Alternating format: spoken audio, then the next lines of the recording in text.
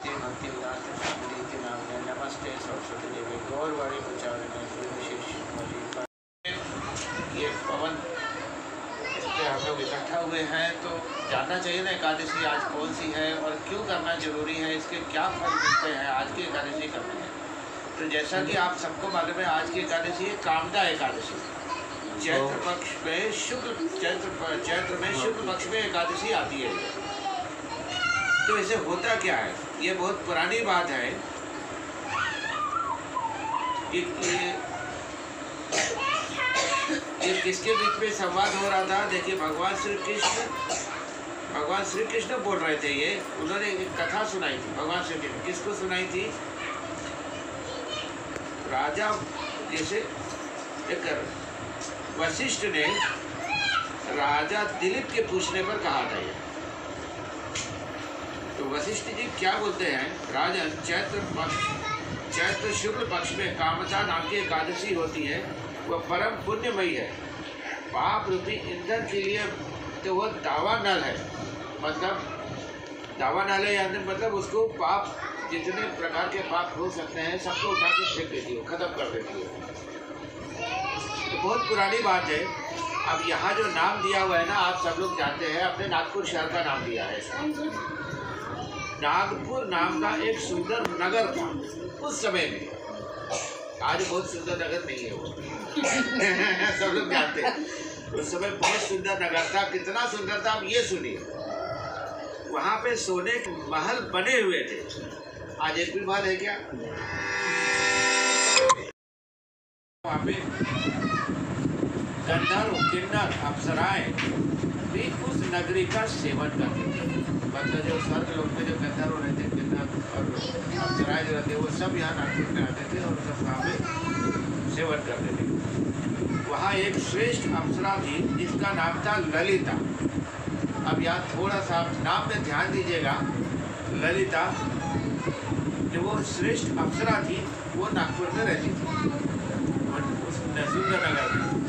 उसके साथ एक गंधर्व भी रहता था जो उसका पति था, उसका नाम था ललित। हाँ, अप्सरा का नाम था ललिता और उसके पति का नाम था ललित। दोनों के नाम में कंफ्यूजन है ना, सिर्फ एक से एक मात्रा का फर्क है। दोनों पति पत्नी के रूप में रहते थे और दोनों परस्पर काम से पीड़ित रहा करते थे। तो ये सब लोग आप जानते हैं क्या होता है ये। ललिता के हृदय में सदा पति की ही मूर्ति बसी रहती थी और ललित के हृदय में सुंदरी ललिता का नित्य निवास रहता था। मतलब दोनों एक दूसरे से अलग नहीं रहते थे, हमेशा साथ ही रहते थे। फिर एक दिन क्या होता है, वहाँ पुराने राजा महाराज थे। तो आप सब लोग जानते हैं कि उस समय कीर्तन होते थे, नाच गाने होते थे, सब होते थे राजा के महल में। तो उस समय वहाँ पे मनोरंजन हो रहा था। नागराज पुत्र की राज्यसभा में मनोरंजन हो रहा था। तो मनोरंजन में क्या हो रहा था, उस समय जो ललित था गंधर्व, वो गान कर रहा था, किंतु उसके साथ उसकी पत्नी ललिता वहाँ नहीं थी। अब नहीं थी तो उसका क्या प्रभाव पड़ा ये भी देखिए। गाते गाते उसका ललिता का स्मरण हो गया और उसके पैरों की गति रुक गई और जीभ लड़खड़ाने लगी। मतलब वो गान कर रहा था तो बोलते बोलते उसकी जबान लड़खड़ा गई। याद किसका है? क्योंकि हमेशा पहले आप सोचेंगे कि दोनों हमेशा एक दूसरे के प्रति समर्पित रहते थे। तो नागों में श्रेष्ठ, अब वहाँ पर ये भी था, नागों में श्रेष्ठ काकोटक को ललिता के मन का संताप का ज्ञात हो गया। तो उसने जान लिया कि ये जो ललित है इसके मन में क्या चल रहा है। क्योंकि पुराने ज़माने में ये सब थे, हम लोग अभी कलयुग में ये सब नहीं जान पाते। लेकिन ये कब की बात थी? मेरे ख्याल से सदियों या उसके पहले की सब बात थी। उस समय एक दूसरे के मन की बात जान जाती थी। तो वो जान गया था कि उसके मन में क्या हो रहा था।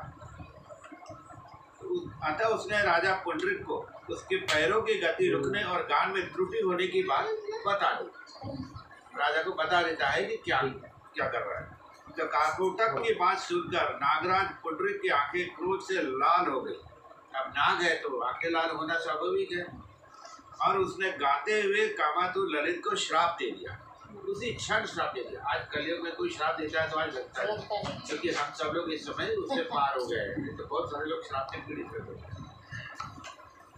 क्या दिया श्राप? दुर्बुद्धे, तू मेरे सामने गान करते समय पत्नी के वशीभूत हो गया, इसीलिए राक्षस हो जा।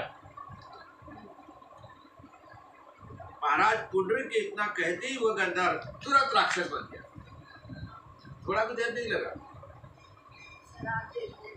भयंकर मुख, विकराल आंखें, देखने मात्र से भय उत्पन्न हो जाता था। ऐसा राक्षस, और ऐसा राक्षस होकर राक्षस योनि का कर्म फल भोगने लगा। मनुष्य तो रहा नहीं, या गंधर्व तो रहा, मनुष्य था नहीं, गंधर्व था, गंधर्व तो सीधा राक्षस योनि में चला गया। अब जो उसकी पत्नी थी ललिता, अपने पति की विकराल आकृति देखकर मनी बहुत चिंतित हुई, दुख भी हुआ, उसको कष्ट भी भोगने लगी। सोचने लगी कि क्या करूं मैं, कहाँ जाऊं, तेरे पति को राक्षस योनि से कैसे छुटकारा दिलाऊं। ऐसा, क्योंकि बहुत कष्ट हो रहा था, इसको भी कष्ट हो रहा था, उसको भी कष्ट हो रहा था, दोनों को कष्ट हो रहा था। तो इसका जो राक्षस योनि में चला गया था, वो तो नगर में अब रहना नहीं उसने, तो वो जंगल में निकल गया। जैसे राक्षस जो रहते हैं उनके खाने पीने की सब चीज़ अलग होती है, तो वो जंगल में निकल गया। तो वो जंगल में निकल गया, तो इसके पीछे पीछे इसकी पत्नी जो ललिता थी वो भी जंगल में निकल गई उसके पीछे भी, क्योंकि उसका धर्म था, वो निकल गई जंगल में। तो वहाँ जो ललिता थी उसको एक बहुत सुंदर एक आश्रम दिखाई देता है जंगल में।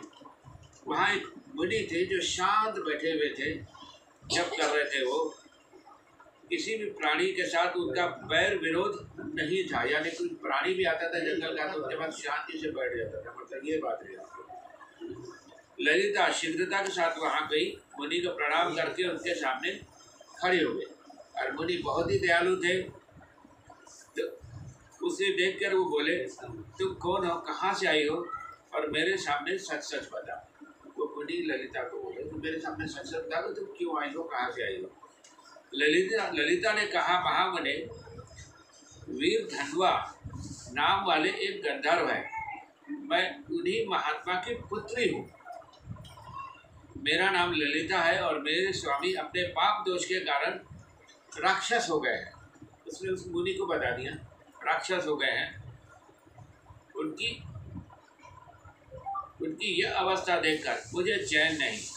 ब्राह्मण, इस समय मेरा जो कर्तव्य है वह बताइए कि जिस पुण्य के द्वारा मेरे पति राक्षस भाव से छुटकारा पाए उसका उपदेश कीजिए, उसके बारे में बताइए मेरे को, कैसे छूट सकते हैं वो राक्षस योनि से। तो क्या बोले ऋषि, इस समय चैत्र मास के शुक्ल पक्ष कामदा एकादशी की तिथि है, ये जो आज है, तो ये कितनी पुण्यमय है ये कामदा एकादशी। तो उन्होंने ये बोला, अब वो बता रहे हैं कि कामदा एकादशी की तिथि है जो सभी प्रकार के पाप को हरने वाली एक उत्तम एकादशी है। तुम उसी का विधि पूर्वक व्रत करो, और इस व्रत का जो पुण्य हो उसे अपने स्वामी को दे डालो। व्रत उसको खुद तो करना है, और पुण्य जो मिलेगा स्वामी को अर्पण कर देना है। आज अर्पण होता है क्या? नहीं, आज नहीं होता। आज नहीं होता, पहले होता था। तो भी होता है, थोड़ा सा पत्नी का पुण्य पति को मिलता है। हाँ मिलता है, आज ऐसा दिखाई नहीं, नहीं देता है, बस होता बात है। ये है, आज दिखाई नहीं देता है। दोनों में जैसा पति पाप करे तो पत्नी को भुगतना पड़ता, पत्नी पाप करे तो पति को भुगतना पड़ता, और पुण्य करे तो थोड़ा थोड़ा मिलता, ऐसा है। हाँ वो है।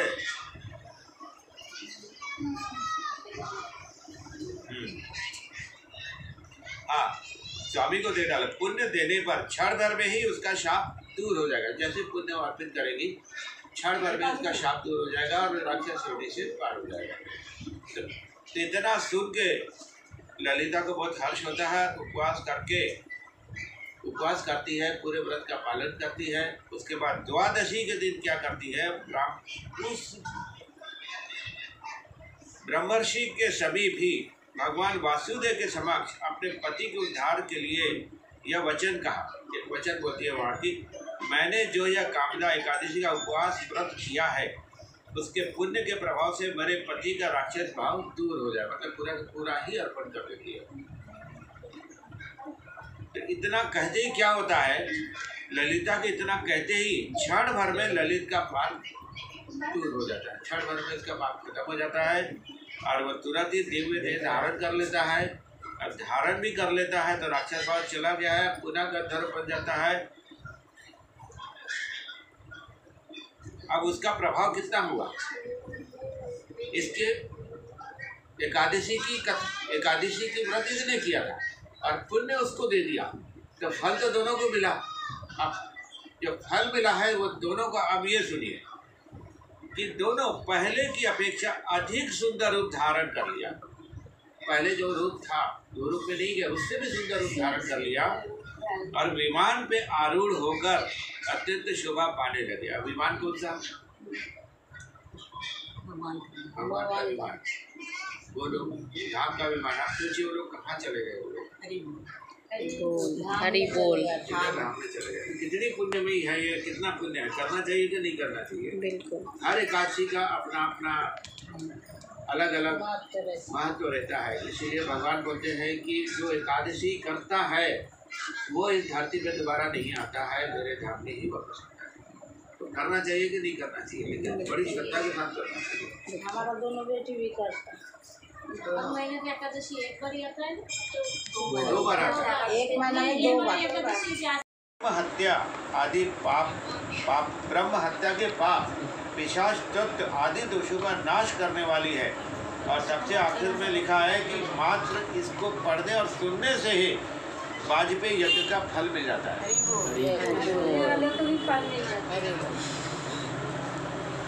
पढ़ने वाले को और सुनने वाले को, पहले पढ़ने वाला तैयार होना चाहिए, फिर सुनने वाले रहेंगे।